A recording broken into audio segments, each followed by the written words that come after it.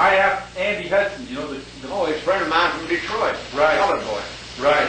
He said he never played you, but you had the best stroke of any man that ever lived. He told me that this last Well, week. I've heard that from a lot of the pool players, but I never really watched my stroke myself. But I got a slip stroke. Yes, you did. And you can get more power with it than you can by holding in one spot. Right. He said he never played you. Did you ever meet Russ Trotter? Russ Trotter, Red Trotter they call him. He's dead. He's been dead I don't know. 20 years. A Denver player. What about Tex Harper? Another Denver player. Don't remember him. Okay. The names I've thrown out here, I wrote them down as they popped into my mind. They don't come in any order, so it's not like I'm mentioning the great ones first. Yeah. Okay, I talked to you one time here, I don't know, months ago about a guy named Brownie McDonald. And you said, well, if it's the same McDonald you remember, he could really play. He was a drummer. Yes, he was a drummer. You play? Sure, you play. You played him in Portland or someplace, didn't you? We played in Portland. Now I run 132 an hour on him. But he could play. I had 2 runs of 132 in that time. I went in, didn't lose any. And the guy that owned the billiard room was, I can't remember all of them. But what year was that, do you remember? 52 or 53. Yeah, that's what I thought you come back to. Another name that pops up every time I talk to somebody who's been around is a guy named Johnny Irish. Good player. But I'll tell you a story about that. See, all this stuff I'm telling you is the truth. I ain't going to lie to you. Sure.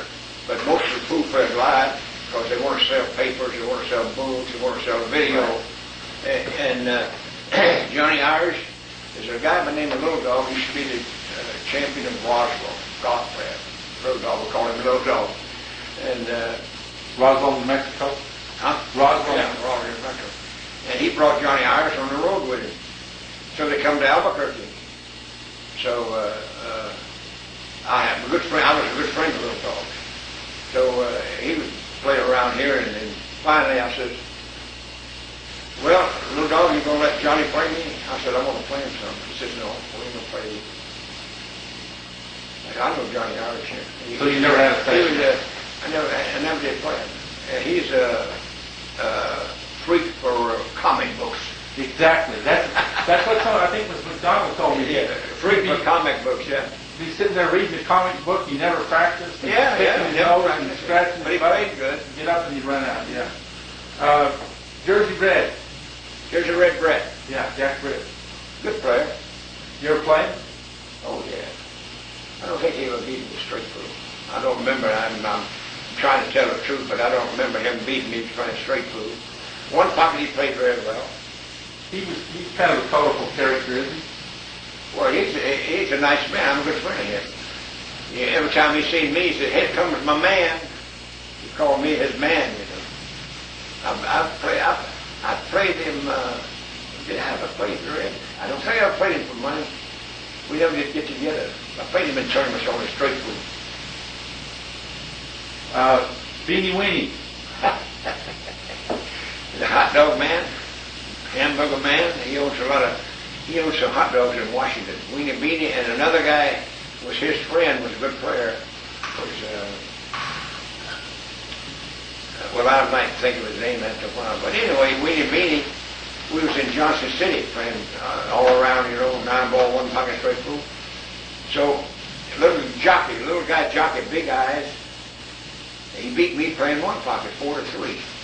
Went down to the last ball of the last game. And I got so mad at myself. And Beanie come by and looked at me and said, "You want to play some 1 pocket?"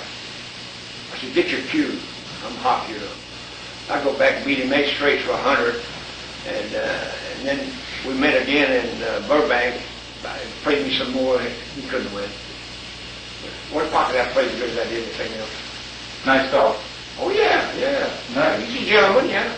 That's the big difference I see between the pool players today and the pool players.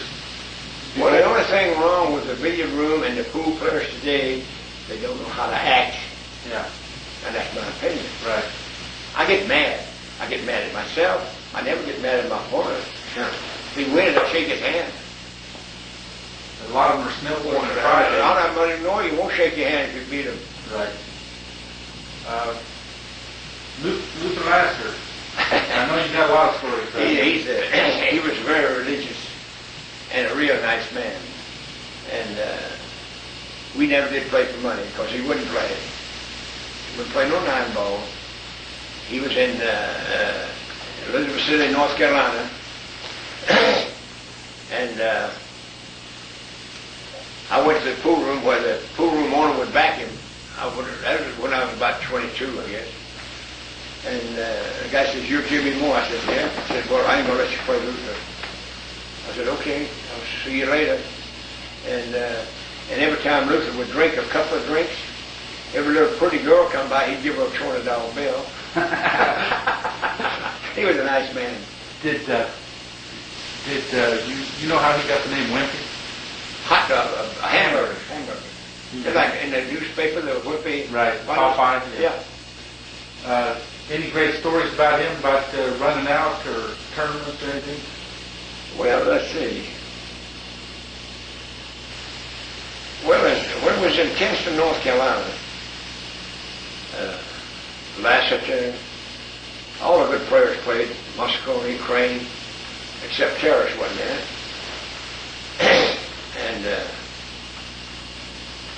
And I was on the road with Wimpy and Don Willis, 3 of us. So we go to Beckley, West Virginia. There's a guy by the name of Bud Hikes. And Luther told me, and Don Willis told me, shoot from the goal because the man can play. I said, okay. Well, I went in Beckley, West Virginia, the figure room, started playing him on a 4x8 table, which I hadn't seen a 4x8 for years. So he beat me. I go out, and then I said to him, I said, well, Bud, you can't play on 4.5 by 9 or 5 by 10. Oh, I can't. I said, I don't think you can. He said, well, I'll meet you tomorrow in Blytheville. You know, Arkansas, I think it's Blytheville, Arkansas. And anyway, we started playing at 3 o'clock. At 10 o'clock, he ain't missed nothing playing 9-ball. So I said to myself, I got a little mad. I said, well, I'll let the jerk break me. 3 o'clock in the morning, he hit the rack. He hung her up. Oh, yeah, he hung it up. He said, I don't know who you are, big man, but you're a hell of a damn player. And then, now getting back to Kinston, we had the Rose Tournament. Moscone, Crane, Lassiter, and I are sitting on the top place watching the game in the tournament. Here comes Bud Heights in his hunting clothes. All you guys up there, I'm going to take all of you on, one at a time, play some 9-ball. So you first, Willie. So Willie wanted to play for 50, and Bud wanted to play for 30. So Willie didn't play it. He said, now, I'm going to play Lassiter and Crane, but the big man, I want him last. He said, I don't want him first. I might not get to the next turn. So anyway, he played Lassiter 60 games to win 30 apiece. He played Crane 62 games to win 31 apiece. Man could play. Good player. You never hear his name. And in that tournament, I lagged with Willie for playing, you know. I put my ball, he couldn't put a tissue paper from the rail while I lagged. He froze his. I broke him, he run 150 an hour. Good. He's a pistol, brother. Tell me about Crane. Well, Crane is the way Crane walks, you know, like a school teacher, you know. Very aristocratic. Huh? Aristocratic. Yeah. Arrogant. Well, now Crane is a good player, ladies and gentlemen, but he gets mad. Now, if he loses a game, you go and say something to him, he might insult you, because he gets mad about it. And I played Crane in Chicago, 16-handed tournament, which lasted 1 and I run second. Crane had me 148 to 8. I hit him with 142 and out. You see, this thing sounds funny, but that's all true, you know. It's all true. And now, in those days, you could challenge your winner for the top spot. So I challenged Lassiter 3,000 points. 300 a day for 10 days, 300 points a day. The 4th day, I'm 400 balls behind. Now we go to the table and we start to lag, and he's holding his stomach together. I said, what's wrong with him? Now I'm rooming with him. He said, I'm sick. I said, if you weren't sick, I wouldn't get a ball, would I? He said, you say something, you know. And I said, before the word that you said, you know, after this is hard to believe. I hit him with an 80, second shot a 90 something, a third shot 185 and scratched on the break, the fourth shot 70 something again, and went ahead of him that night, and he was 400 balls ahead of the day. So Charlie McElligott used to run some tournaments for Brunswick. He said, don't leave, ladies and gentlemen, I want to say something. I've seen them all play, and I've seen a man put on a show like this man put on a show today. I mean, it's hard to believe, but that's happened. It's on your poster. 185 against Bruce Lasseter. Was Crane a good money player? Did he play for money? No, he couldn't play for money. Couldn't play for money? I don't think so. He was a Cadillac. I went to where he was selling Cadillacs and playing when he wouldn't play. He was the world champion at that time. I heard he used to carry his own balls into the place. Well, I don't know about that, but he sold Cadillacs. Tuscaloosa Squirrely. I'll tell you, get back to Weenie Bean. I was playing in the one pocket that time in Johnson City. So Squirrel was there, and before we would start playing one pocket, Squirrel left. He says, hey, you should get some action. I hope I'm here. I'll get some. I said, okay. So he come back, and I'm in the back room playing Beanie for 100 a game. I beat him 8 straight. And he says, what has he got, holes in his head? I said, I don't know. He said, I'm going to some of this action. I said, well, you want to hear Squirrel? So that's an instinct for that. But Beanie was a gentleman too, you know. He's a nice man. Yeah. But he had them hot dog joints and hamburger joints. They called him Weenie Beanie. Marshall Carpenter, is that Tuscaloosa Squirrely's name? Yeah, Marshall Carpenter. Yeah, that's what I thought.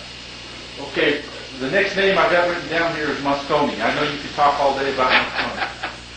Well, he was a bad actor, but he liked me for some reason. I called him Macaroni. I didn't call him Moscone. I'm a rapper Macaroni. And he sort of liked me. So we played in a Brooklyn tournament again, and we invited him in, and that's when he said, I don't see how you beat Cowboy Moore.